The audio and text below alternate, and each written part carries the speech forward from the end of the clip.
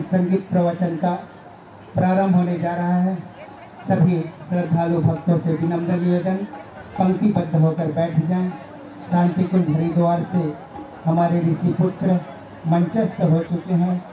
माया की गोद में ऋषि पुत्र शांति कुंज हरिद्वार से पधारे ऋषि पुत्रों के सानिध्य में परम पूज्य गुरुदेव परम वंदनीय माता जी का दिव्य संदेश सुनने बैठे हुए हैं। निश्चित रूप से यह संदेश परम पूज्य गुरुदेव का दिव्य संदेश आपके अनुशासन का अनुसरण करेंगे। आइए हम उन्हीं अनुशासनों को, उन्हीं नीति नियमों को हमारे ऋषि पुत्रों के श्रीमुख से श्रवण करने का हमें जो अवसर प्राप्त हुआ है, उस अवसर को न गंवाते हुए सभी श्रद्धालुओं से, सभी भक्तों से पुनः विनम्र निवेदन है, आप सब यथाशीघ्र कार्यक्रम, आप सब हमारे सभी अतिथियों के स्वागत में एक बार जोरदार करतल ध्वनि से स्वागत करते।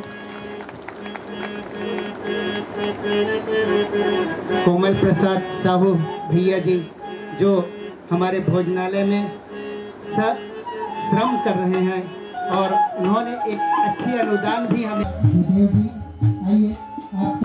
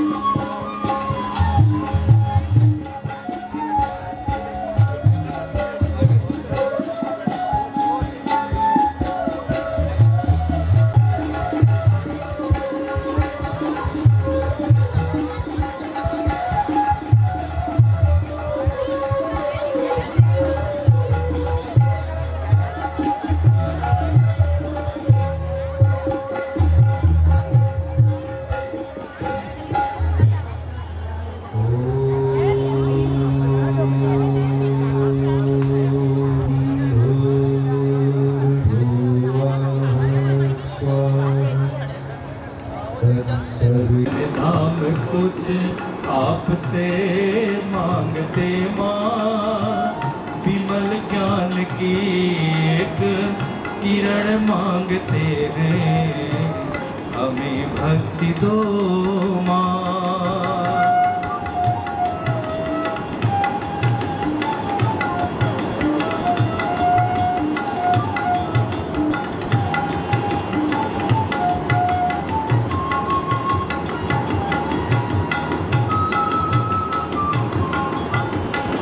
सनि धनि धसा सनि धनि धम मध मध मरे रे गरे गरे सा ग मध नि सा सानि। हृदय भावना से प्यार से भरे हो, लगे दीन की पीर बनकर छलकने। हृदय भावना से प्यार से भरे हो, लगे दीन की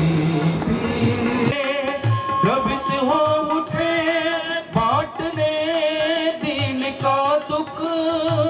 लगे अश्रु बनकर नयन में मचलने, लगे अश्रु बनकर नयन में मचलने।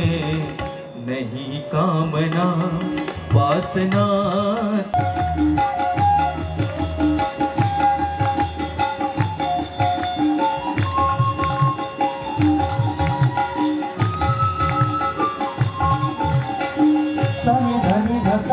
सनि धनि धमा मध मध मरे रे गरे गरे सा ग मध नि सा सा नि धनि सा।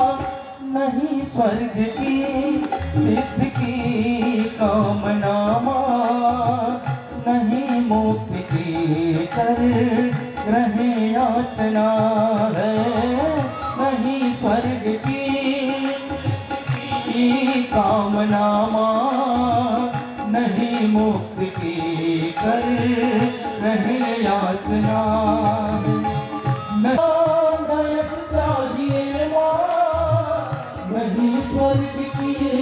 पर रहे कामना है सार सानी धप मधप मगर जा अहम को गला कर अहम को गला कर अहम को गला कर करे प्रेम शिव को विमल भक्ति धावर गहन मांगते हैं अहम को गला कर गहन मांगते हैं हमें भक्ति दो माँ।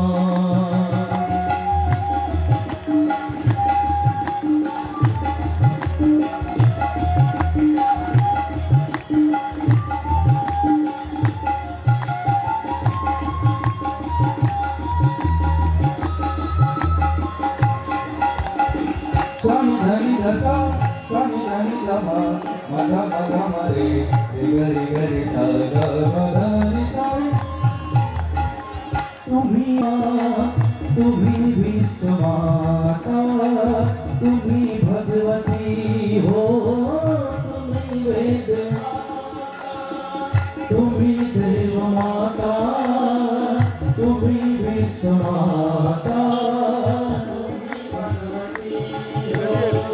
वतन पाप से मुक्त करने तुम्ही तो भक्त पावनी हो भागीरथी हो नवरदान नोदान कुछ चाहिए माँ नवरदान नोदान कुछ चाहिए माँ तुम्हारे चरण में शरण मांगते हैं नवरदान नोदान कुछ चाहिए माँ तुम्हारे चरण में शरण मांगते हैं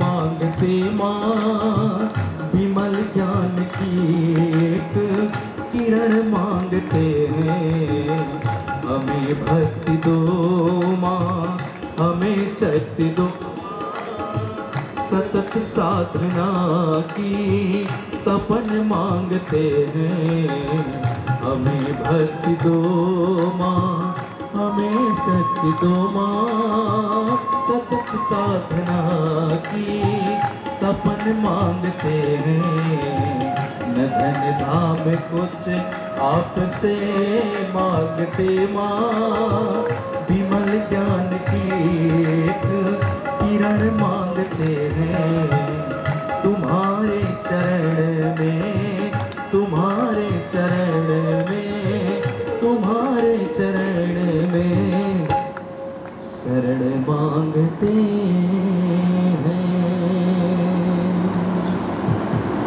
ओ हरिओम।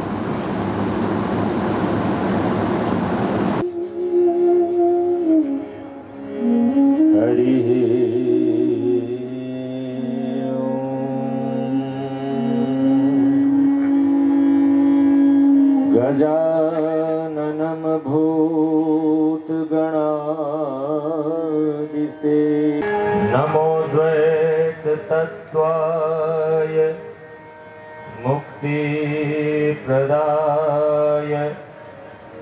नमो ब्रह्मणे व्यापिने शाश्वताय नारायणं नमस्कृत्य नरं चैव नरोत्तमं देवीं सरस्वकारं व्याप्तं येन चराचरं तद्पदं दर्शितं येन तस्मै श्री करते जो सहकार सफलता उनकी चेरी है उनकी चेरी है।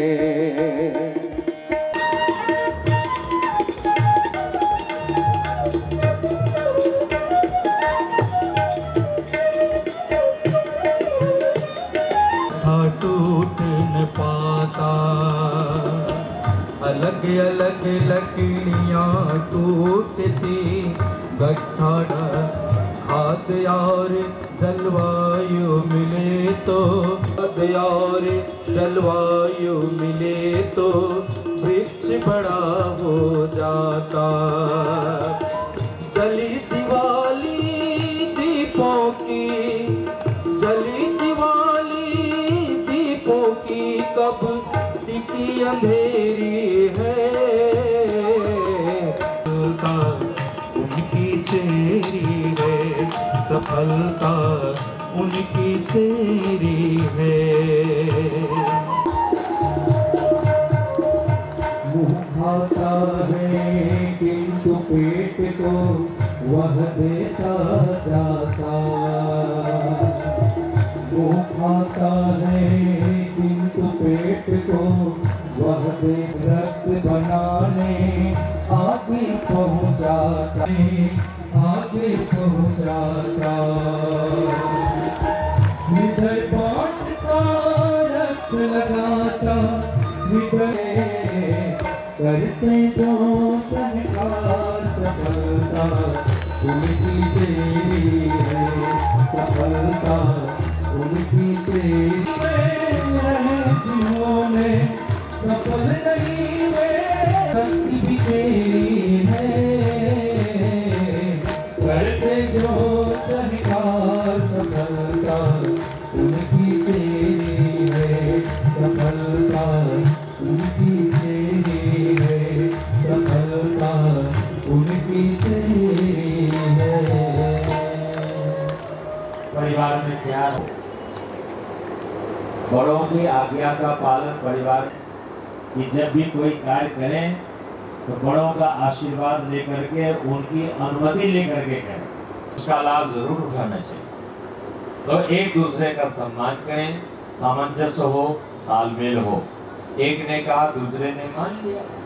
देखिए जीवन में कितनी खुशहाली आती चली जाएगी। एक परिवार में लोग रहते थे, एक दूसरे की बात नहीं मानते थे, सामंजस्य नहीं था, तालमेल नहीं था।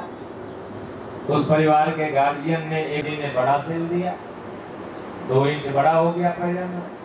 घर आकर के सोचा कि घर में सिलाई मशीन, जिससे देश महान है भारत की परिवार व्यवस्था, ही रत्नों की खान है भारत की परिवार व्यवस्था, ही रत्नों की खान है।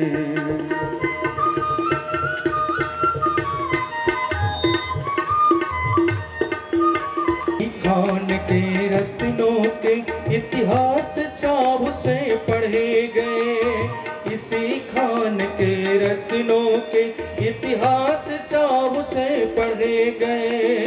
अध्यायों की अंगूठियों में यही नगीने जड़े गए, अध्यायों के अंगूठियों में यही नगीने जड़े गए। सजे हुए हैं यही रत्न तो जनमंगल के थाल में, जन मंगल के थाल में दमक रहे हैं ये हीरे ही मानवता के। इसी खान के रत्नों की तो सदा निराली शान है भारत की व्यवस्था, ही रत्नों की खान है भारत की परिवार व्यवस्था, ही रत्नों की खान है।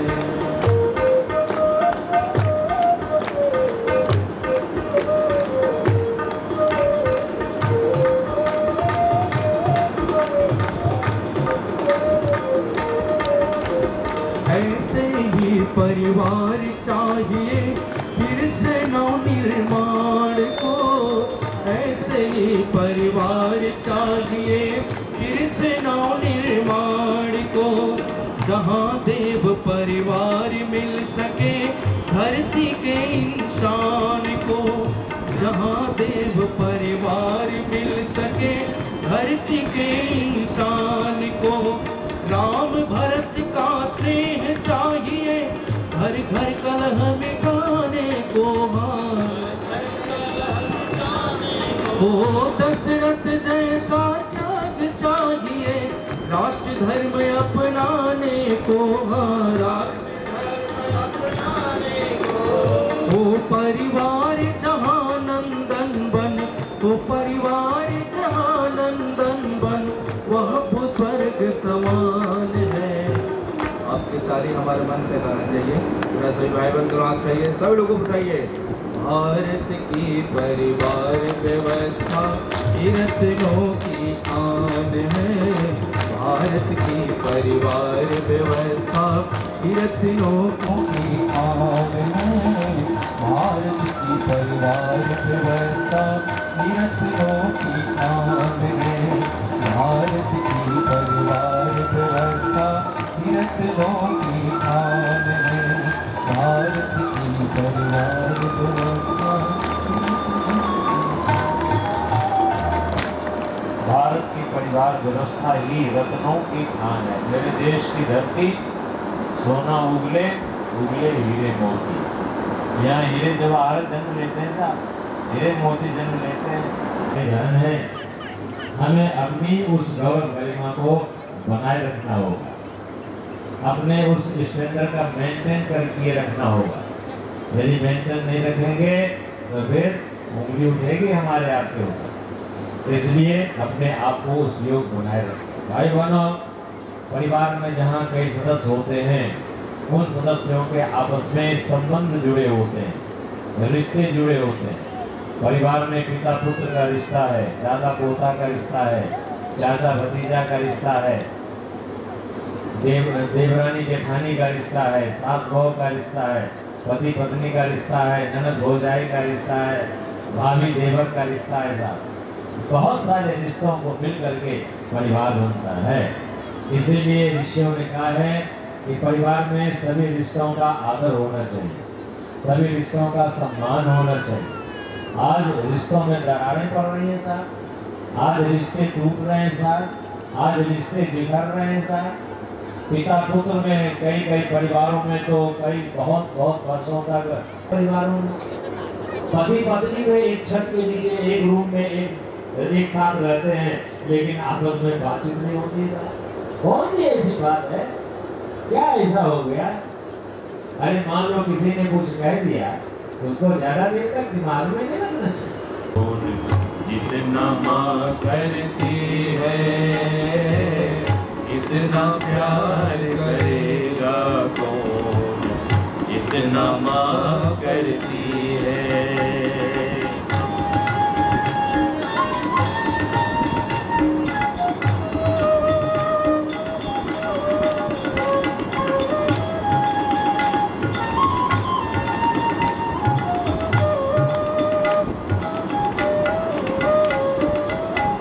बेटा जब परदेश को जाए, सभी कहे कुछ लेकर आए।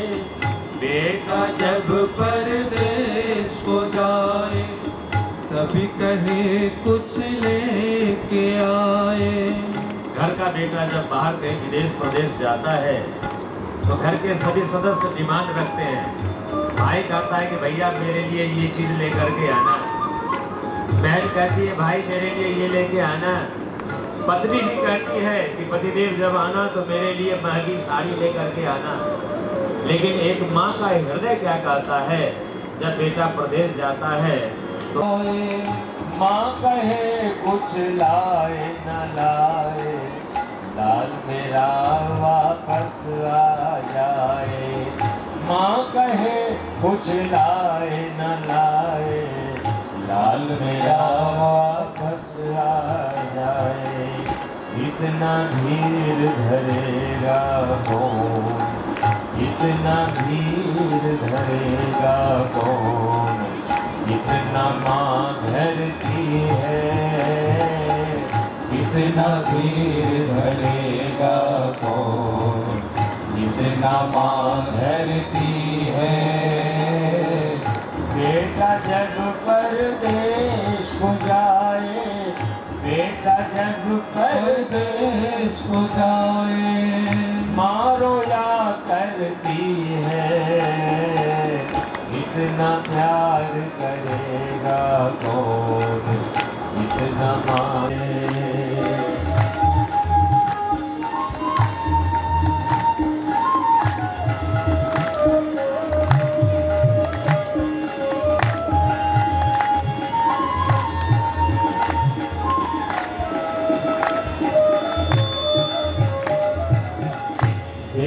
जब विपदा में आए, सभी कहे विपदा टल जाए।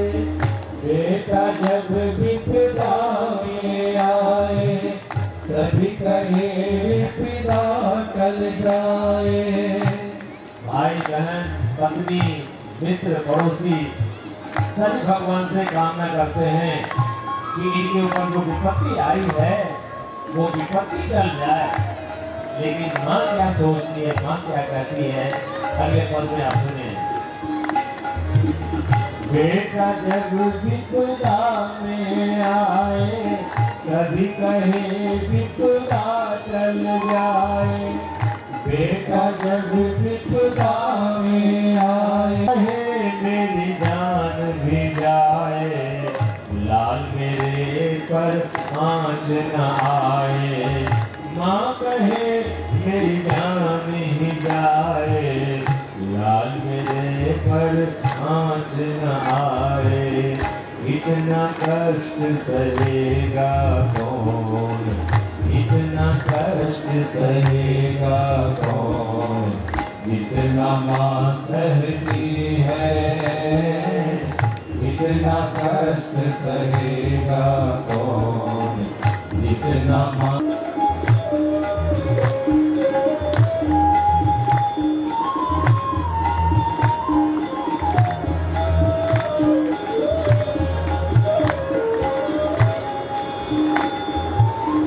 माँ की ममता बड़ी बताई, वेद पुराणों में भी गाई। माँ की ममता बड़ी बताई, वेद पुराणों में भी गाई। जिसने माँ की रहमत पाई, उसको कोई कमी न आई। जिसने माँ की रहमत पाई, कौन इतना त्याग करेगा कौन, इतना माँ करती है। इतना त्याग करेगा कौन, इतना माँ करती है।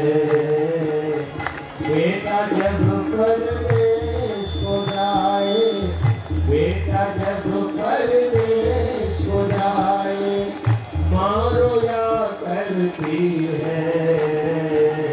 इतना प्यार करेगा कौन, इतना माँ करती है। इतना प्यार करेगा कौन, इतना माँ करती है। धरती के रहने वालों,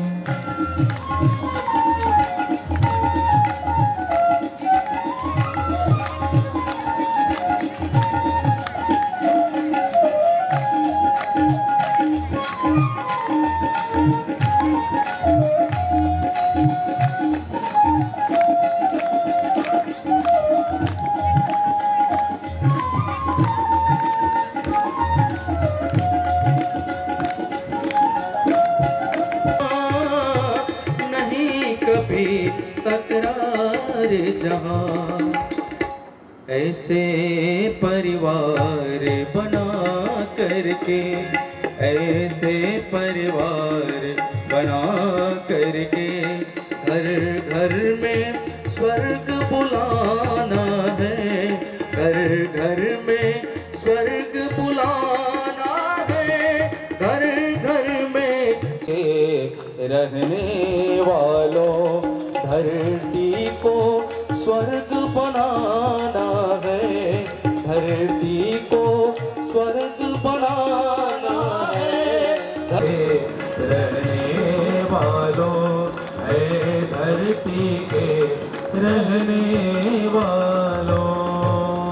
कल की सूचना यह है, कल प्रातः काल यहीं पर 108 कुंडीय गायत्री महायज्ञ है और सभी संस्कार कल संपन्न होंगे प्रातः काल।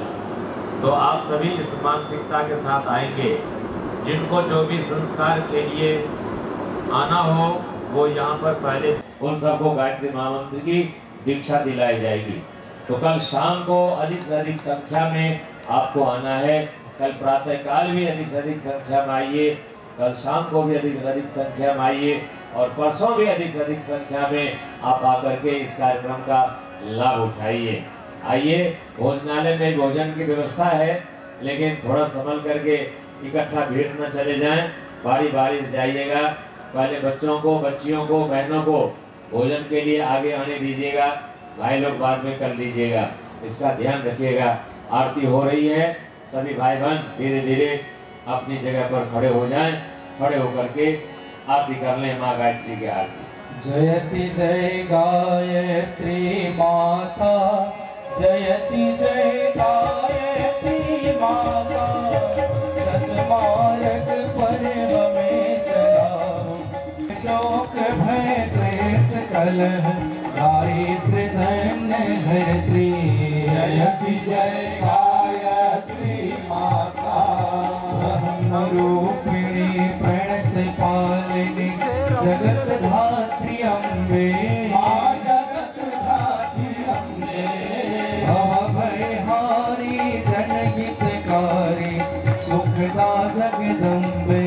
जयति जय विनाशी, जयति जय गायत्री माता, कामधेनु सतचित आनंदा, जय गंगा गीता, माँ जय गंगा गीता, सविता की शाश्वती शक्ति तुम, सावित्री सीता। जयति जय गायत्री दलनी सहसार सुषुम्ना, शोभा गुण करी में।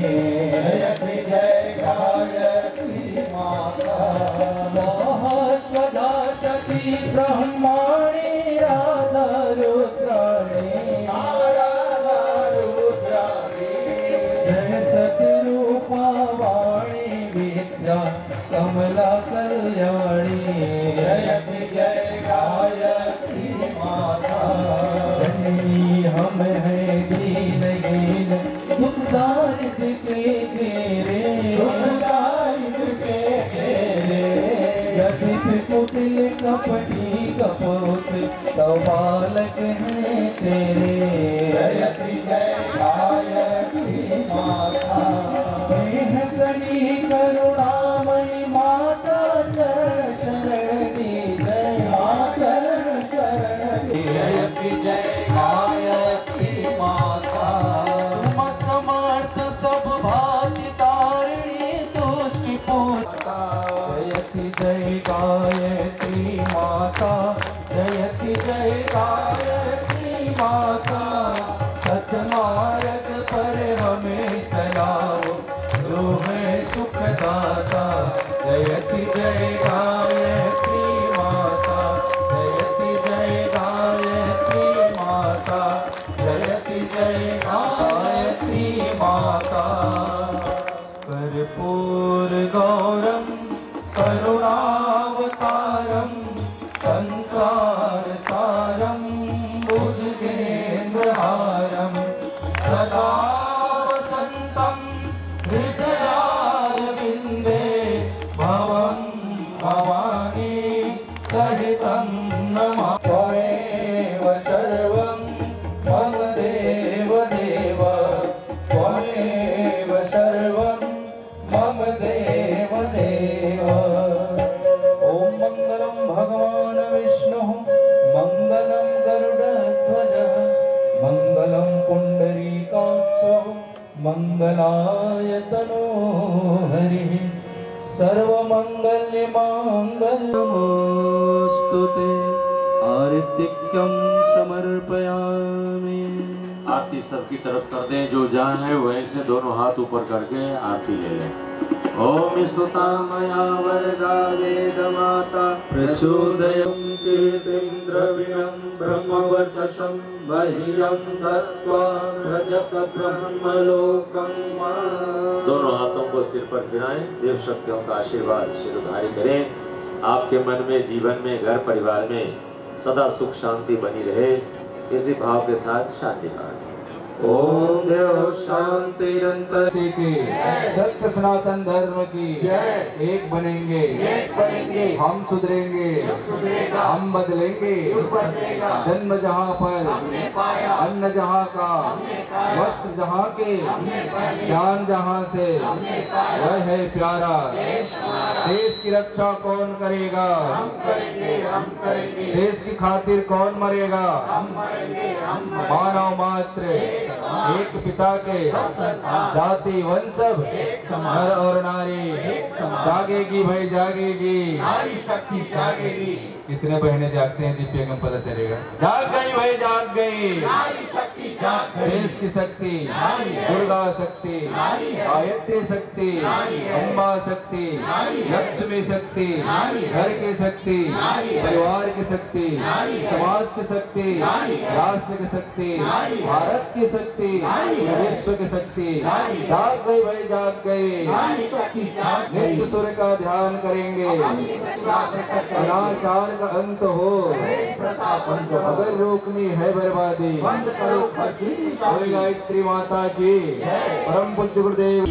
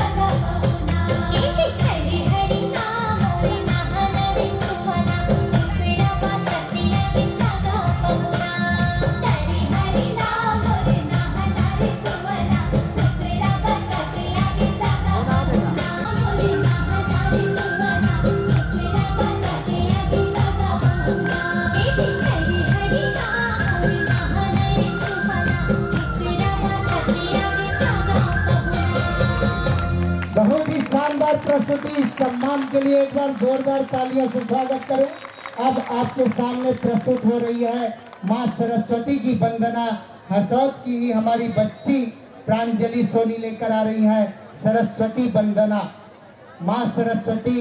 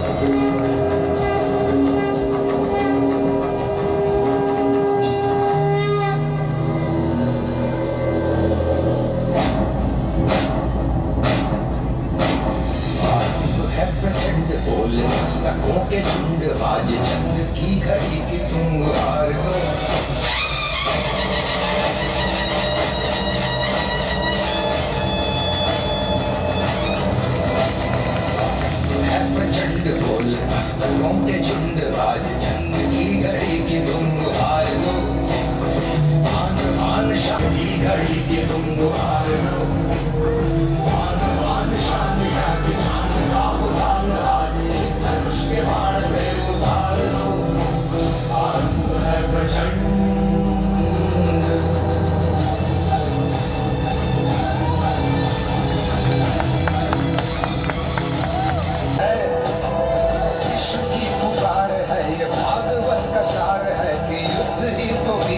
प्रमाण है कौरवों की भीड़ हो या पांडवों का हीड़ हो जो लड़ सका है वो ही तो महान है जीत की हवस नहीं किसी पे कोई वश नहीं क्या जिंदगी है ठोकरों को मार दो मौत अंत है नहीं तो मौत से भी क्यों डरे ये जाके आसमान में दहाड़ दो आरंभ है प्रचंड बोले मस्तकों के झुंड आज जंग की घड़ी की तुम गुहार दो आन आन शान या की जान का उदान आज एक धनुष के बाण पे उतार दो गगन सदृशं तत्त्वमस्यादि महादेवाय धीमहि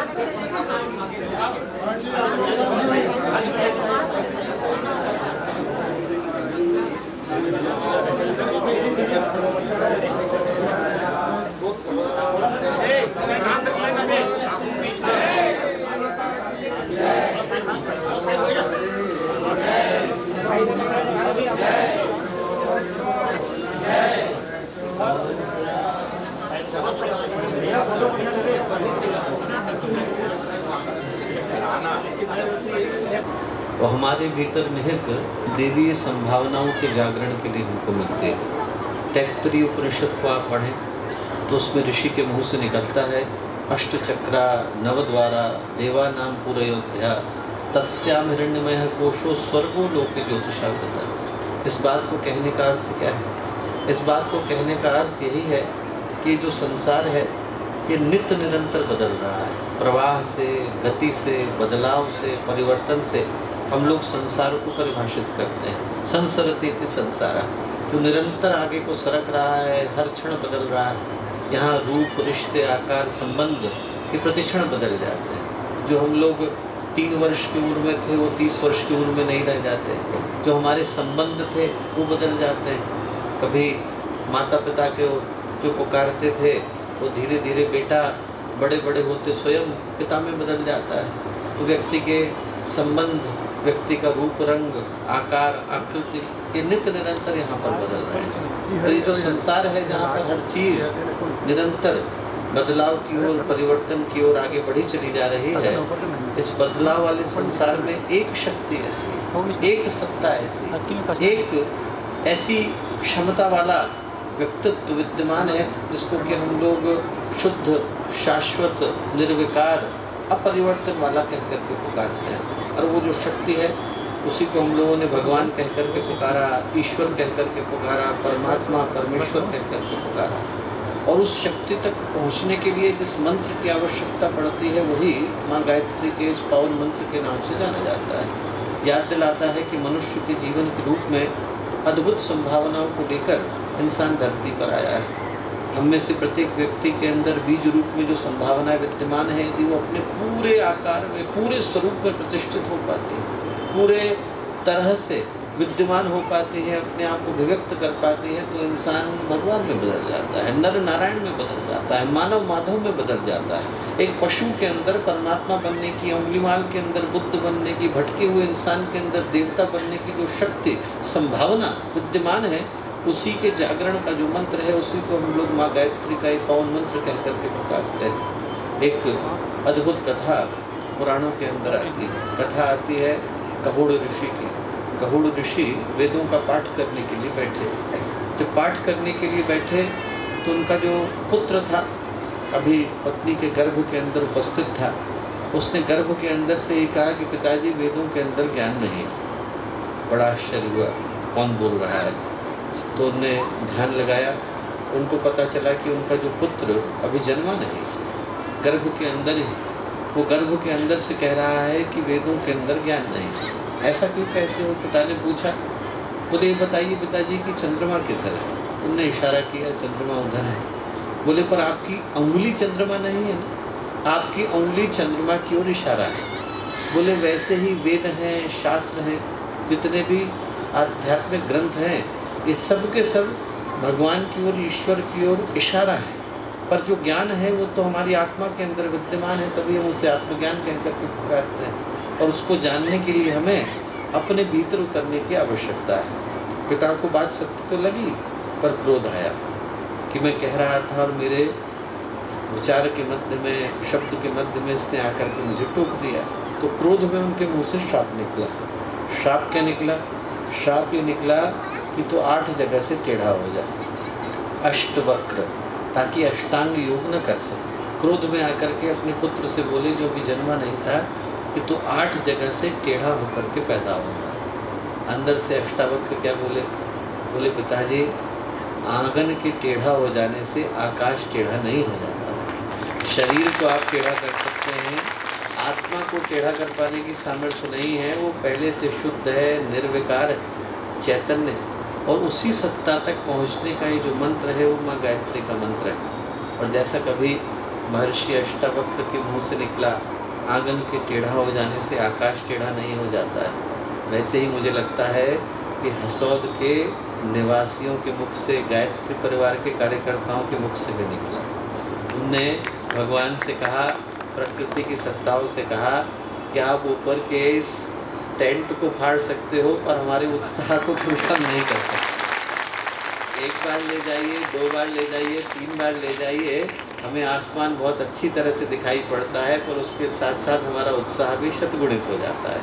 तो मैं आप में से प्रत्येक के अंदर के उत्साह को, आप में से प्रत्येक के अंदर के उमंग को, आप में से प्रत्येक के अंदर के उल्लास को हृदय से नमन करता हूँ। ये जो आप लोगों का संकल्प है, ये भगवान करे कि शिखर को छुए, हिमालय को छू कर के आए और उस पवित्रता को लेकर के लौटे, जिस पवित्रता के लिए पावन नगरी जानी जाती है।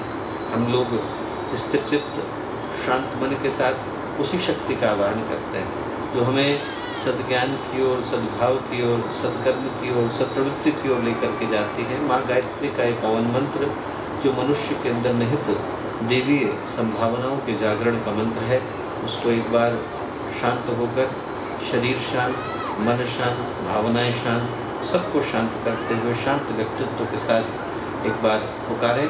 एक भाव भरा आवाहन, भाव भरा निमंत्रण माँ गायत्री को, पूज्य गुरुदेव को, वंदनीय माता जी को।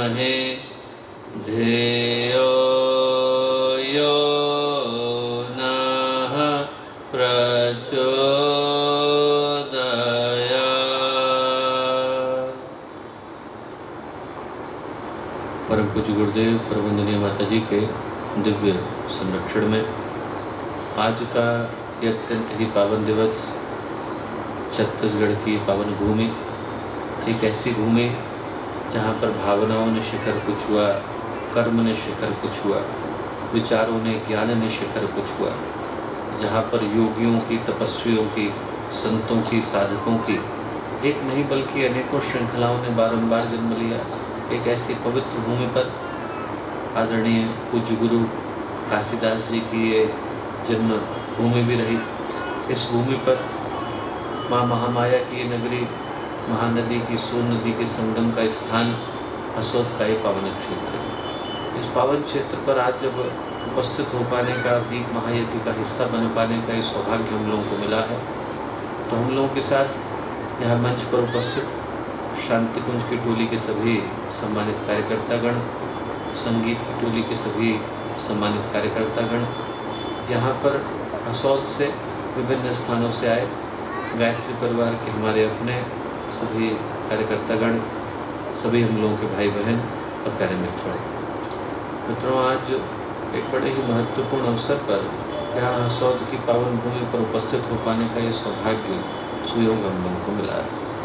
और दीप यज्ञ के जो पावन क्षण आते हैं वो हर व्यक्ति के हृदय में, हर साधक के हृदय में, हर शिष्य के हृदय में एक नई चेतना के जागरण के भाव को लेकर के आते हैं। इस सोच को लेकर के आते हैं कि यदि मात्र दीपक को जलाना हमारा उद्देश्य होता, मात्र अंधेरे को दूर करना हमारा उद्देश्य होता, मात्र उजाले को लाना हमारा उद्देश्य होता, तो इस काम को हम लोग बल्ब जला करके कर सकते थे, ट्यूबलाइट को जला करके कर सकते थे, इसी दीपक को अपने घर के अंदर जला करके कर सकते थे। उसके लिए मात्र यहाँ पर आने की हमको आवश्यकता न होती। हम लोग यदि आज की तारीख में यहाँ आकर के बैठे हैं तो एक यहाँ से नए संकल्प को ले जाने के लिए, नई भावना को ले जाने के लिए, नई सोच को ले जाने के लिए, उन भावों को जगाने के लिए, अपने मन में उस चिंतन को जगाने के लिए आकर के बैठे हैं, जिसको जगाने के बाद जब हम यहाँ से जाएं तो हमारे जीवन की दिशा बदल जाए। जिस पथ की ओर हम लोग जाएं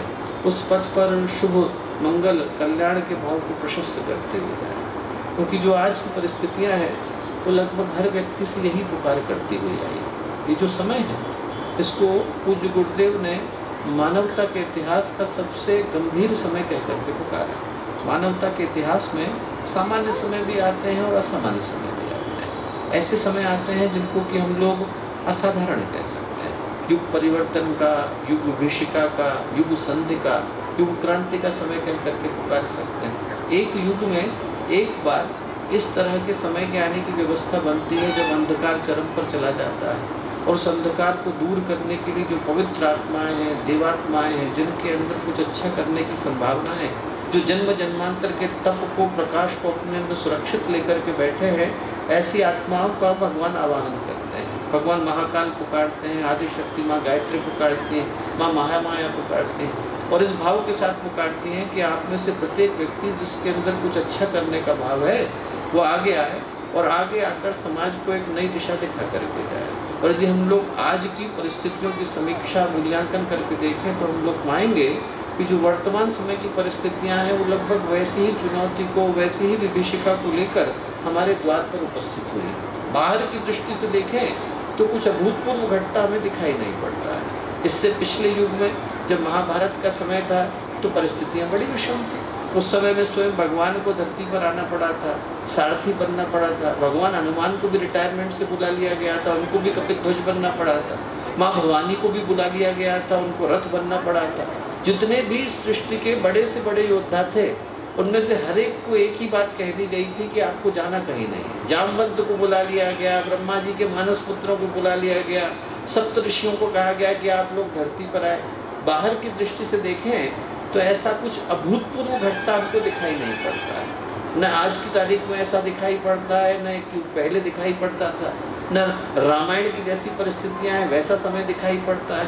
कहीं पर भगवान राम आ गए हों, कहीं पर रावण आ गए हों, लंका का युद्ध सज गया हो, रण सज गया हो, ऐसा दिखाई नहीं पड़ता।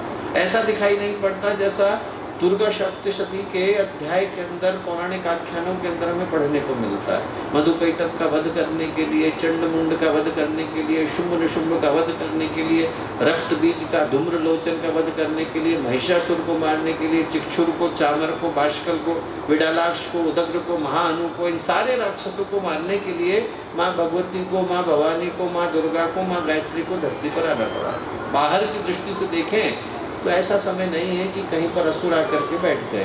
और उनको मारने के लिए, उनका अंत करने के लिए, उनका वध करने के लिए भगवान धरती पर अवतरण करके हमारे मध्य में आकर विराजमान हो गए हों। बाहर की दृष्टि से ऐसा समय नहीं, पर यदि हम लोग इंसान के मन को टटोल करके देखें, इंसान के अंतरात्मा को टटोल करके देखें, उसके अंतःकरण को एक बार थोड़ा सा जांच करके देखें, भाप करके देखें, तो पता चलेगा कि जो वर्तमान समय है वो मानवता के इतिहास का सबसे अंधकार से भरा हुआ समय, सबसे विभत्स समय है। एक ऐसा समय है जिस समय में मनुष्य अपने जीवन के उद्देश्य को भूल करके बैठा है। इस बार हमला करने के लिए जितनी भी पैशाचिक प्रवृत्तियाँ हैं, जितनी भी आसुरी ताकतें हैं, जितनी भी नकारात्मक शक्तियाँ हैं, उनने हमला करने के लिए न कुरुक्षेत्र का चयन किया है, न लंका का चयन किया है, न किसी युद्ध भूमि का चयन किया है, बल्कि चयन मनुष्य की मनोभूमि का किया है।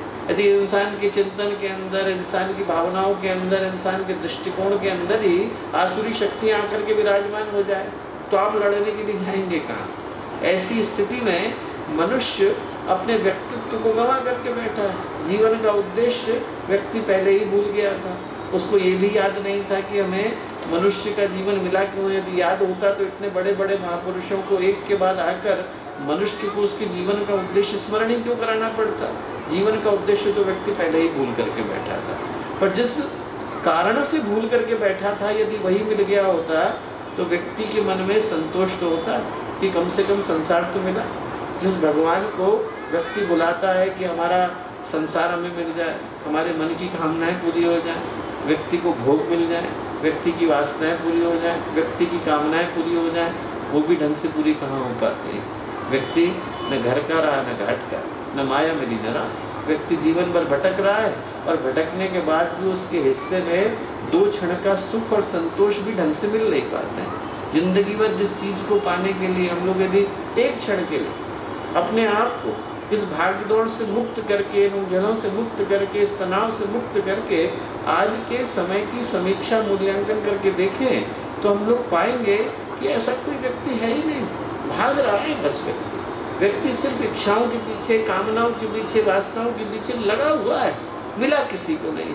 पर हर व्यक्ति उसके लिए तड़पता, परेशान होता, अपनी जिंदगी को गंवाता, अपने सुख को गंवाता, अपने मन की शांति को गंवाता दिखाई पड़ता है। वो शरीर जो हम भगवान के पास से लेकर के आए, वो शरीर जिसके सुख भोगों की कामना के लिए, वासना की पूर्ति के लिए इंसान दर दर भटकता है, वो शरीर भी व्यक्ति का कहाँ ढंग से हो पाता है। व्यक्ति के शरीर में आज की तारीख में इतनी बीमारियां आ गई, इतनी परेशानी आ गई, जितनी आपको मेडिकल की टेक्स्ट बुक के अंदर पढ़ने को नहीं मिलती। वो हैरिसन की टेक्स्ट बुक आती है इतनी बड़ी, जो हर डॉक्टर को पढ़नी पड़ती है। हम लोग जब 95 में MBBS में एडमिशन हुआ था तो इतना बड़ा वॉल्यूम निकलता था, उसका एक वॉल्यूम निकलता। अभी मैं थोड़े दिन पहले ही देख रहा था तो उसके इतने बड़े बड़े 3 वॉल्यूम आ गए। इतने ही दिनों के अंदर बीमारियों की संख्या 1995 से लेकर ये 2023 चल रहा है, इसमें बीमारियों की संख्या 3 गुनी ज़्यादा बढ़ गई। हर व्यक्ति के शरीर के अंदर इतनी समस्याएं आ गई। तो हम लोग पढ़ते हैं कि किसी बड़ी बड़ी कंपनी का हेडक्वार्टर कहाँ पर होता है। अरे उनका हेडक्वार्टर तो बेंगलोर में है, उनका हेडक्वार्टर पूना में, उनका हेडक्वार्टर दिल्ली के अंदर है, उनका हेडक्वार्टर बॉम्बे के अंदर है। और आज की तारीख में जितनी बीमारियाँ हैं उनका हेडक्वार्टर कहाँ है? मनुष्य के शरीर के अंदर है। डायबिटीज़ का हेडक्वार्टर यही आ गया, ब्लड प्रेशर का हेडक्वार्टर यही आ गया, और लिपिड का हेडक्वार्टर कहाँ आ गया? यही आ गया। एक एक व्यक्ति के शरीर में इतनी तकलीफें हो गई। रोटियां तो व्यक्ति 2 खा पाता है, गोलियां 20 खानी पड़ती हैं। शरीर व्यक्ति का पूरी तरह से चौपट हो गया। सर्दी, जुकाम, फ्लू ये तो पहले एक सीज़न में एक बार हुआ करते थे। अब ऐसे फैशन में आए हैं कि यदि एक बार नहीं होते हैं तो व्यक्ति को खाली खाली लगने लग जाता है कि इस बार तो फ्लू हुआ ही नहीं, पता नहीं हमें क्या हो गया, कोई दिक्कत तो नहीं आ गई। डॉक्टर को दिखा करके आते हैं, इस बार तो शरीर जो है उसमें कुछ दिख नहीं रहा है। और वो जो डायबिटीज़ है, लिपिड की बीमारी है, ये सब बाय 1 गेट 1 फ्री के ऑफर में आ गए। डायबिटीज़ आप लीजिए तो डायबिटीज़ के साथ व्यक्ति को ब्लड प्रेशर भी मिल जाता है और कोलेस्ट्रॉल की बीमारी भी मिल जाती है और मन का तनाव भी मिल जाता है। तो एक ऊपर वाले ने उपहार दिया था, उसका नाम था शरीर। शरीर माध्यम खलु धर्म साधन। उसी शरीर के माध्यम से व्यक्ति धर्म भी करता है, धन भी कमाता है। वो शरीर तो पूरी तरह से चला गया। दूसरा जो उपहार मिला था वो क्या मिला था? मन मिला था। उसी मन के माध्यम से व्यक्ति विचारों को जन्म देता है, योजनाओं को जन्म देता है, संकल्प को जन्म देता है। जितनी ताकतें हैं व्यक्ति के पास वो मन की तो है। साहित्य की रचनाओं, संगीत की रचनाओं, कला की रचनाओं, क्रिया की रचनाओं, जितनी भी योजनाएं व्यक्ति बना पाता है, जितने भी संकल्पों को धारण करता है, उसको करने के पीछे जो आधार चाहिए वो एक ही तो चाहिए, व्यक्ति का मन चाहिए। यदि मन ही काम न कर रहा हो, मन एकाग्र न हो, मन की बुद्धि स्थिर नहीं हो, तो व्यक्ति किसी चीज को जन्म दे पाने की स्थिति में नहीं। और आज की तारीख में एक एक व्यक्ति के मन के अंदर इतना स्ट्रेस आ गया, इतना टेंशन आ गया, दिल में, दिमाग में, दफ्तर में, घर में, परिवार में, हर व्यक्ति के अंदर इतना स्ट्रेस, इतना टेंशन आकर के बैठ गया है कि व्यक्ति हंसना, खेलना, मुस्कुराना भूल गया है। एक व्यक्ति यदि मुस्कुराता हुआ सड़क पर निकल जाए तो उसको देख करके 20 लोगों को टेंशन हो जाती है कि भले आदमी को मिल क्या गया है जो हमें नहीं मिला है। इतनी टेंशन आदमी की ज़िंदगी में आ गई। शरीर चला गया, मन चला गया, और भावनाएं जिनके आधार पर इंसान के साथ संबंध स्थापित करता है। मैं हाथी से ज़्यादा ताकतवर थोड़ी हूँ, भैंसे से ज़्यादा ताकतवर थोड़ी हूँ, पर जो हमारी कीमत है वो इंसान के साथ जुड़ने की कीमत है। जब इंसान के साथ जुड़ता है, इंसानियत को निर्धारित करता है, समूह को जन्म देता है, तभी उस समूह के आधार पर मानवता का निर्माण हो पाता है। हमारी जो कीमत है वो इस आधार पर है कि 20 लोग इकट्ठे हो गए, एक हाथी को भगा देते हैं, 20 लोग इकट्ठे हो गए, एक भैंसे के ऊपर कब्जा कर लेते हैं, 20 लोग इकट्ठे हो गए, शेर को हरा देते हैं। हमारी ताकत इसलिए है कि 2 इंसान मिलते हैं तो मिलकर के मानवता को जन्म देते हैं। वो भावनाएं आज इस कदर विकृत हो गई कि छोटी छोटी बातें व्यक्ति को इतनी गहरी चुभ जाती हैं कि किसी ने कुछ कह दिया, घर में लड़ाई हो गई, व्यक्ति घर से निकलता है, जा करके रेल की पटरी के नीचे कट करके मर जाता है। व्यक्ति के अंदर संवेदनशीलता इतनी आ गई, शरीर चला गया, परिवार चला गया, भावनाएं चली गई, मन चला गया। जो ऊपर वाले के पास से व्यक्ति लेकर के आया था उसमें से कोई चीज़ बची नहीं। स्थिति इतनी विषम है कि इसको देख करके कभी कभी लगता है कि यदि इसी का नाम मनुष्य का जीवन है तो इससे अच्छा तो पशु का जीवन था। इसमें कौन सा सुख, इसमें कौन सा संगीत, इसमें कौन सी प्रफुल्लता, इसमें कौन सा आनंद। इसी मनुष्य के जीवन के लिए क्या ऋषि मुनि कहते हैं कि ये देव दुर्लभ है, देवताओं के लिए दुर्लभ है, इसी के लिए वो तपस्या करते नजर आते हैं, इसी के लिए वो वरदान देते नजर आते हैं, इसी के लिए हम ईश्वर से अनुग्रह की, अनुकंपा की प्रार्थना करते हैं कि एक बार मनुष्य का जीवन दिला दीजिए। यदि यही मनुष्य का जीवन व्यक्ति को नसीब होना था, जिसमें व्यक्ति लड़ते, भिड़ते, चिढ़ते, कुढ़ते, एक दूसरे को शंका से देखते हुए, एक दूसरे को कुशंका से देखते हुए अपनी ज़िंदगी को गुजारते हैं, तो इससे अच्छा तो भैंस का जीवन है। कम से कम हमें भैंस बने होते हैं और हम लोगों को खाने के लिए घास मिली होती है और गोबर करते तो क्या टेंशन, कोई दिक्कत नहीं। एक दूसरे को व्यक्ति यदि सींग गड़ाता तो सींग गड़ाने में संतोष तो होता कि सींग गड़ाने को मिले।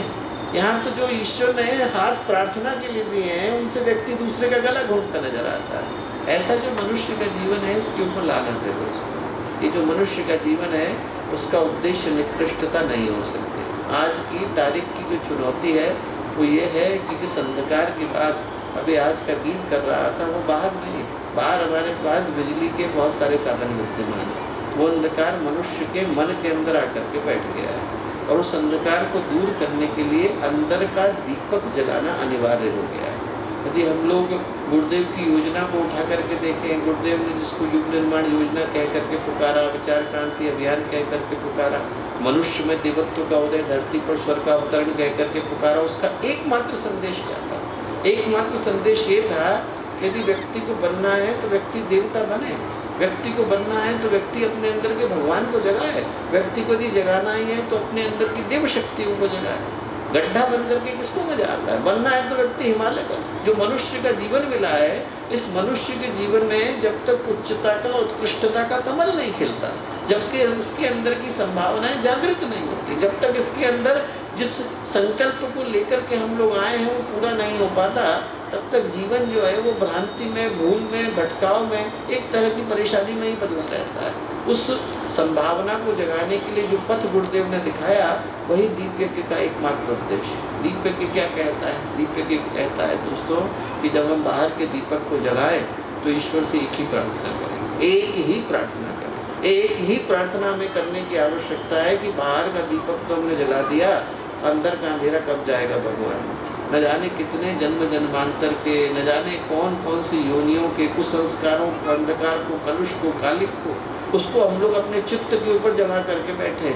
ईश्वर से एक ही प्रार्थना करते हैं कि अंतर ज्ञान की दिशा को तो जगाइए, हमारे अंदर बोध को तो जन्म दीजिए, हमारे अंदर ज्ञान को तो जन्म दीजिए। न जाने कितने वर्षों की प्रतीक्षा के बाद मनुष्य का जीवन मिला है। हम ईश्वर से, भगवान से, गुरुदेव से एक ही प्रार्थना करते हैं कि हमारे अंदर के प्रकाश को जगाने का माध्यम आप बनिए। जैसे ही बाहर का दीपक जले वैसे ही हमारे अंदर भी प्रकाश की एक किरण उतरे, ऐसी प्रार्थना हम ईश्वर से करते हैं। दीपक की खास बात क्या है? खास बात तो यही, आप देखिए, जन्म जन्मांतर का अंधेरा हो, एक गुफा के पास हम चले जाएं, एक अंधेरे कोने में चले जाएं, एक ऐसी जगह पे चले जाएं जहां वर्षों से प्रकाश की किरण ना आई, उस जगह पर जैसे ही हम दीपक लेकर के पहुंचते हैं, वहाँ का जो अंधेरा है वो उजाले में बदल जाता है, वहाँ की जो रात है सवेरे में बदल जाती है। ऐसी जगहों पर जहाँ वर्षों से कोई प्रकाश की किरण नहीं पहुँची होगी, जैसे ही दीपक पहुँचा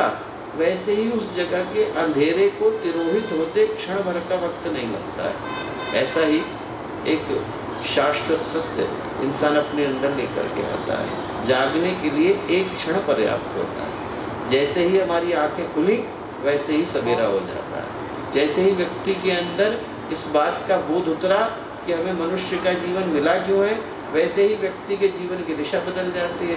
आप चाहे तुलसीदास जी के जीवन को देखें, आप चाहे अंगुली माल के जीवन को देखें, आप चाहे किसी के जीवन को उठा करके देखें, एक क्षण उनके जीवन की दिशा को बदलने के लिए पर्याप्त था।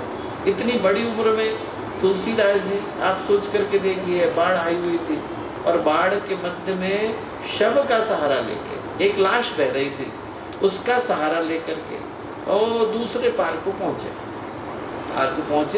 पहुंचने के बाद उन्होंने देखा कि हमारी पत्नी का घर कहाँ है, रत्नावली का घर, बड़ी मुश्किल से भटकते हुए पहुंचने के बाद देखा कि एक रस्सी लटकी हुई है, रस्सी नहीं थी, अजगर लटका हुआ था। अजगर का सहारा लेकर के ऊपर पहुंचे, और जब अजगर का सहारा लेकर के ऊपर पहुंचे, कक्ष के अंदर उतरे, खिड़की खोल करके अंदर गए, तो पत्नी क्या बोली? अस्थि चर्ममय देहमम तामे ऐसी प्रीति। ये तो जो हड्डी है और जो चमड़ी है उसके अंदर इतना प्रेम है, इतनी जो भगवान में हो जाती भवभीति, इतनी भगवान के अंदर रखी होती, राम के अंदर रखी होती, तो भवसागर से पार कर गए होते। बस इतना सुनना था कि तुलसीदास जी के अंदर के तुलसीदास जी जाग गए। एक क्षण ने उनके अंदर के गोस्वामी को जगा दिया। आप सोच करके देखिए, व्यक्ति को एक क्षण आता है जब उसके जीवन की दिशा हमेशा के लिए बदल जाती है। हम लोग ईश्वर से प्रार्थना करें, गुरुदेव से प्रार्थना करें कि वो क्षण अभी का क्षण हो। ये जब हम लोग दीपक को जलाने के लिए जा रहे हैं तो मात्र हमारे हाथ आदत की तरह से उठने नहीं चाहिए, मात्र इतना नहीं होना चाहिए कि हम लोगों ने दीपक को जलाया और दीपक को जलाने के बाद हम लोग अपने अपने घरों को लौट गए, बल्कि होना ये चाहिए कि जैसे ही बाहर का उजाला हो वैसे ही हमारे चित्त के अंदर, हमारे मन के अंदर भी वो प्रकाश अवतरित होना चाहिए, वो प्रकाश आना चाहिए, वो ज्ञान का उजाला आना चाहिए जिसकी प्रतीक्षा करते हुए लोगों को वर्षों बीत जाते हैं। ये जो क्षण है वो यही याद दिलाने के लिए आता है कि जो मनुष्य के जीवन का मूल्य है वो मनुष्य के जीवन के अंदर ही है। हम लोगों को जो सबसे बड़ा उपहार मिला है वो और किसी रूप में नहीं मिला, बल्कि मनुष्य के जीवन के रूप में ही मिला है। तो ये जो जीवन है इससे बढ़कर के और कोई उपहार नहीं। यदि इसका मूल्य व्यक्ति की समझ में आ गया, इसकी कीमत समझ में आ गई, इसका महत्व समझ में आ गया, ये समझ में आ गया कि किसको हम लोग लेकर के घूम रहे हैं, तो जीवन की दिशा बदल जाती है। वो प्राप्त करने के लिए सिर्फ एक ही चीज़ की आवश्यकता होती है दोस्तों, बोध। व्यक्ति के अंदर समझ आए, जागरूकता है, संकल्प आए, मिला क्या है, करना क्या है। दो ही चीज़ें व्यक्ति को समझने की आवश्यकता है। ये याद आ जाए कि लेकर के क्या है, ये याद आ जाए कि जीवन का उद्देश्य क्या है। जो दीपक है वो दो ही चीज़ें बताता है। हर व्यक्ति से मैं कहूँगा कि यहाँ से उठें तो अंधेरे को लेकर के नहीं उठें। न जाने कितने जन्म हमारे गुजर गए हैं दोस्तों, हम लोग आकर के बैठे हैं, न जाने कितनी सभाओं में बैठे होंगे, न जाने कितने दीपकों का हिस्सा बने होंगे। यहाँ से उठें तो मन में संकल्प लेकर के उठें। आज से पहले की यात्रा अलग, आज से पूर्व की यात्रा अलग, आज से अतीत की यात्रा अलग, भविष्य की यात्रा अलग। यहाँ दीपक जलेगा, हम ईश्वर से प्रार्थना करेंगे, माँ गायत्री से प्रार्थना, पूज्य गुरुदेव से प्रार्थना करेंगे, वंदनीय माता जी से प्रार्थना करेंगे। अंदर के दीपक को जला करके जाइए, अंदर के प्रकाश को आप एकदम अवतरित करके जाइए। ये प्रार्थना हम लोग आज के दिन, दीपक के दिन, इन मंत्रों के माध्यम से करते हैं। करते क्या है, जीवन का मूल्य व्यक्ति समझ पाए। एक कहानी आती है, आप लोगों ने सुनी होगी। व्यक्ति था, बहुत बड़ी जगह से डिग्री को लेकर के आया, डिग्री को लेकर के आया, घर को पहुंचा, गांव को पहुंचा, बाढ़ आई हुई थी। उसने नाविक से कहा, नौका चलाने वाले से कहा, भैया हमें हमारे गांव ले चलोगे? ले चलेंगे बाबूजी, कोई दिक्कत नहीं। चल दिए। अब रास्ते में जब चले तो उसको लगा कि भाई बात करनी चाहिए, बोर हो रहा था। तो व्यक्ति बहुत पढ़ करके आया, तो उसने नाव चलाने वाले नाविक से कहा कि भैया आपने कुछ पढ़ाई लिखाई करी है? बोले नहीं बाबूजी, हम तो पढ़े लिखे नहीं। फिजिक्स पढ़ी है? बोले नहीं बाबूजी, फिजिक्स नहीं पढ़ी। बोले तुम्हारी चौथाई जिंदगी बर्बाद गई। बोले अभी तो तुमने कुछ पढ़ाई नहीं, फिजिक्स को ही पढ़ी, तो चौथाई जिंदगी बर्बाद गई।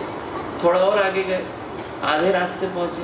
आधे रास्ते पहुँचे तो उसने उनसे पूछा, क्यों भैया तुमने केमिस्ट्री पढ़ी है? बोले नहीं बाबूजी, हमने केमिस्ट्री नहीं पढ़ी। बोले तुम्हारी आधी जिंदगी बर्बाद गई, जब केमिस्ट्री नहीं पढ़ा तो क्या पढ़ा? थोड़ा और आगे गए तो 3/4 हिस्से पे पहुँचे। उनने नाव से चलाने वाले से पूछा, नाविक से पूछा, भैया तुमने मैथमेटिक्स पढ़ी है? बोले बाबूजी नाम ही पहली बार सुना है, मैथमेटिक्स कहाँ पढ़ेंगे? बोले तुम्हारी 3/4 जिंदगी बर्बाद गई भैया, अब तो किसी मूल्य का नहीं रह गया।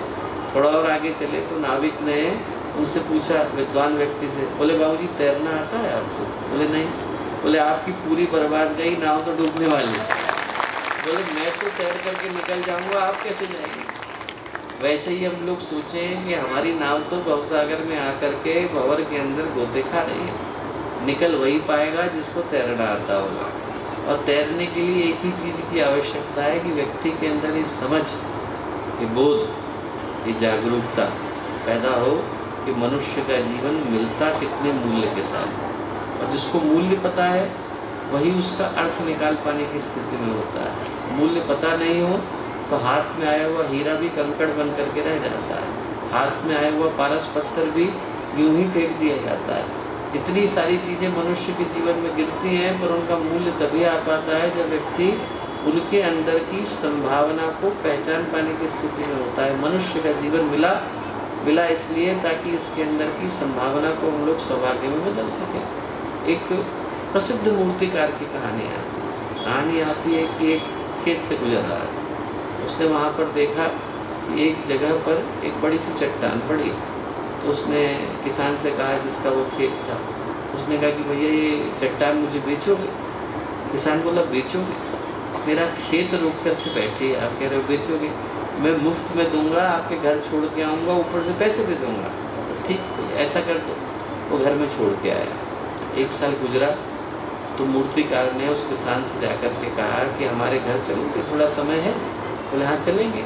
क्या करना है? बोले तुम्हें कुछ दिखाना है। लेकर के गए। वहाँ पर गए तो उन्होंने देखा कि पत्थर के अंदर बहुत ही सुंदर भगवान की प्रतिमा विद्यमान, इतनी सुंदर कि उसको देख करके जो मूर्तिकार था और किसान था, दोनों की आंख से आंसू झरने लगे। किसान नीचे गिर गया, भगवान की प्रार्थना करी, पूजा करी। और पूजा करने के बाद उसने मूर्तिकार से कहा कि कहाँ से लेकर के आया, ये कहाँ पर थी? बोले उसी चट्टान के अंदर थी जो तुम्हारे खेत के अंदर पड़ी हुई थी। बोले इसके अंदर के भगवान तुमको दिखाई नहीं पड़े पर मुझको दिखाई पड़ गए।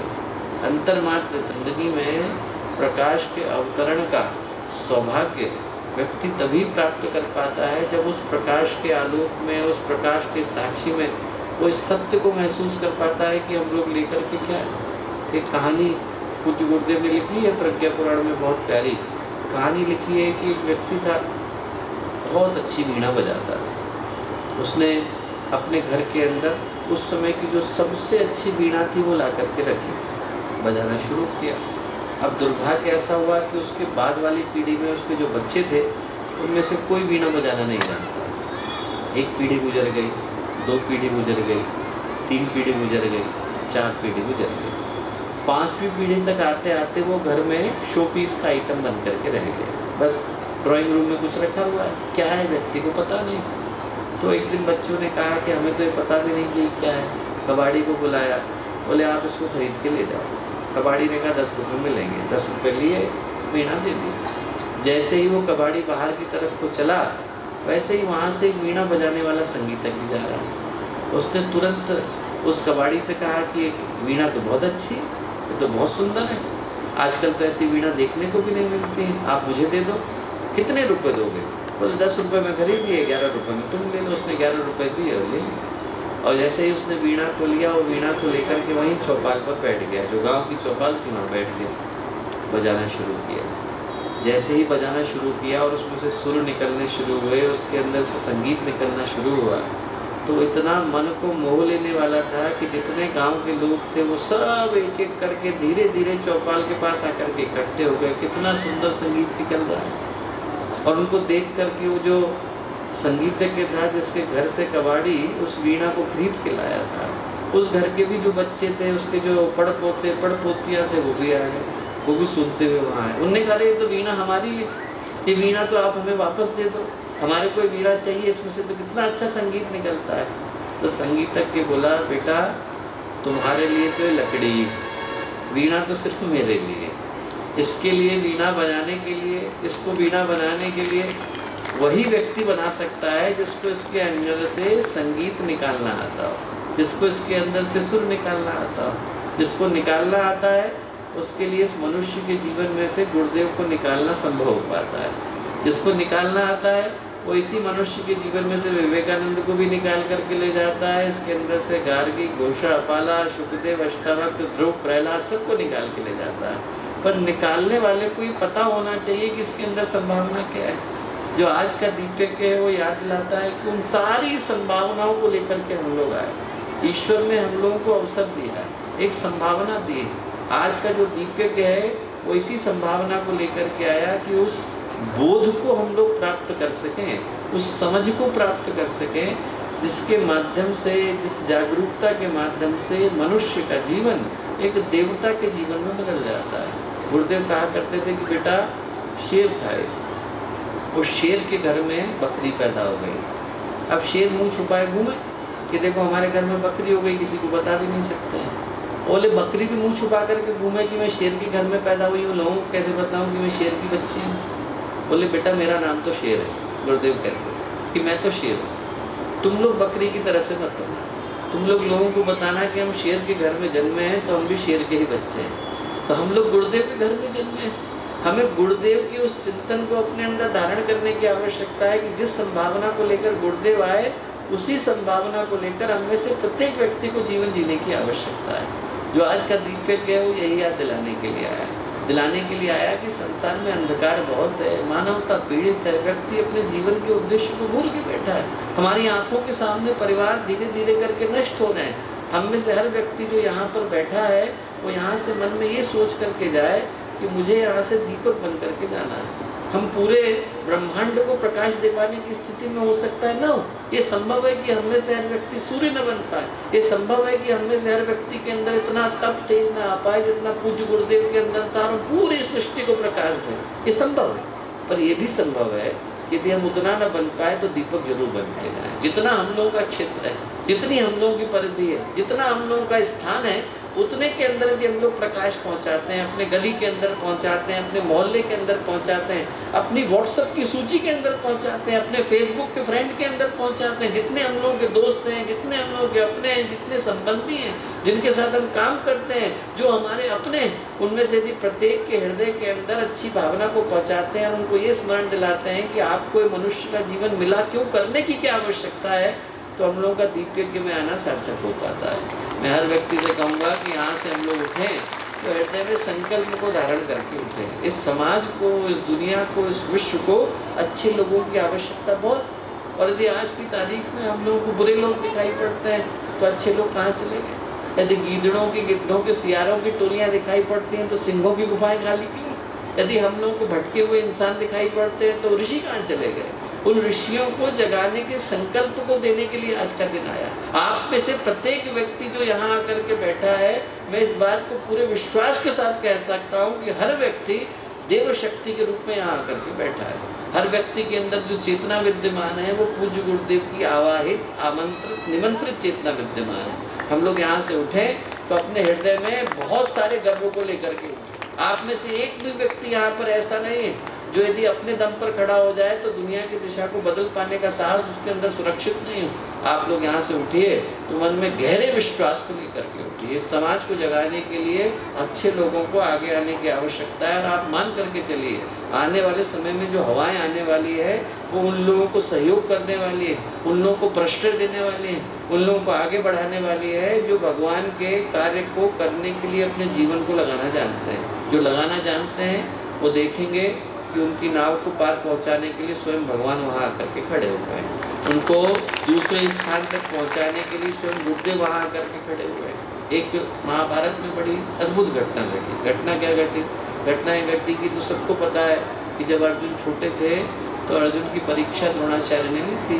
पेड़ था, पेड़ की एक शाखा थी, शाखा में एक रस्सी को बांध दिया, रस्सी में चक्र को लटका दिया, चक्र में मछली को लटका दिया और मछली को जोर से घुमा दिया, पूरे चक्र को घुमा दिया। और फिर क्या कहा द्रोणाचार्य ने कहा कि जो पानी का प्रतिबिंब है उसके अंदर देखकर बिना ऊपर की तरफ देखे, देखना नीचे को है, निशाना ऊपर लगाना है, मछली की आँख को भेदना है। कौन भेदेगा? हर व्यक्ति से पूछना शुरू करा। किसी ने कहा मुझे आसमान दिखाई पड़ रहा है, किसी ने कहा मुझे पेड़ दिखाई पड़ रहा है, किसी ने कहा पेड़ की शाखा दिखाई पड़ रही है, किसी ने कहा मछली दिखाई पड़ रही है। सिर्फ अर्जुन अकेले ऐसे थे जिनने कहा कि मुझे मछली की आँख के अलावा और कुछ दिखाई नहीं पड़ रहा। तीर चला तेरा लगने वाला, ऐसा भगवान ने कहा। ऐसा घटा। अब उस कहानी का दूसरा पक्ष भी है। कहानी का दूसरा पक्ष यह है कि जब पांडवों ने खांडवपस्थ बनाया, महल बनाया बड़ा सुंदर, तो उसको देखने के लिए कौरव भी आए। और जब कौरव आए तो मन में दुर्भाव था, मन की जो दुर्मति थी वो तो गई नहीं। तो फिर कौरवों ने क्या किया? कौरवों ने कहा कि भाई हम ये देखना चाहते हैं कि अर्जुन अब भी वैसे ही धनुर्धर हैं कि नहीं, जैसे बचपन में थे, वैसे ही उनके पास शक्ति है कि नहीं, जैसे छोटे थे तब थे। क्या करें? उनने बिल्कुल वैसा ही परीक्षा का सारा इंतजाम जुटाया। एक जगह ढूंढी जहाँ पर पानी था, पानी के अंदर एक पेड़ था, पेड़ के अंदर एक शाखा थी, शाखा में रस्सी को बांधा, रस्सी में चक्र को बांधा, चक्र में मछली को बांधा और चक्र को घुमा दिया। पर इस बार एक चालाकी करी। क्या करी? पानी के अंदर लहरें पैदा कर दी। जब प्रतिबिंब भी नहीं दिखेगा तो आप निशाना कैसे लगाओगे? अब अर्जुन ने घबरा करके भगवान कृष्ण को याद किया। भगवान कृष्ण आए तो भगवान कृष्ण ने आते से अर्जुन से कहा कि चिंता मत करो, पूरी एकाग्रता के साथ निशाना लगाओ, तुम्हारा लक्ष्य अवश्य लगेगा, सिर्फ एकाग्र होकर के लगाओ। तो अर्जुन बोले ये काम तुम्हें पहले ही करने वाला। बोले यदि ये काम मैं करूँगा तो भगवान आप क्या करेंगे? तो भगवान बोले कि तुम भूल रहे हो अर्जुन, वो जल की लहरों को कौन शांत करेगा? बोले पानी की लहरें तो मैं ही शांत करने वाला। पुरुषार्थ हमारा काम है, हमारे जिंदगी की लहरों को थामना गुरुदेव का काम है। पूरे विश्वास के साथ हम लोग आगे बढ़े।